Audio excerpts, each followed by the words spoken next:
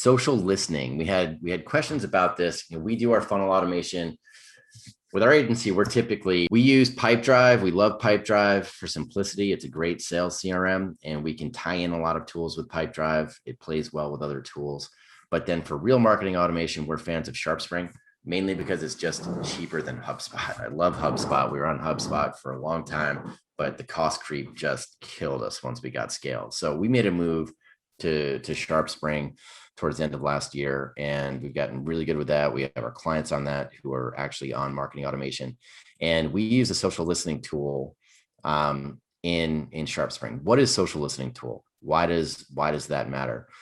Well, it's a content hack, right? So if you're talking about nurturing your prospects mid to bottom of the funnel, staying in front of those HVAC owners, right? I can set up an HVAC chatter feed, right? And I can listen.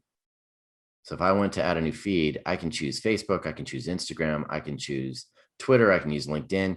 I can find the HVAC influencers, I can find the HVAC companies, I can find the HVAC groups, and just pop those in here. And so if I spend 10 minutes in the morning popping in here, and I'm an HVAC focused intermediary, very easy to pop in here and start liking these posts, commenting, sharing on your own. If you're building up your online networks with those end target prospects, when you share, it actually matters. And this gives you all the content to share.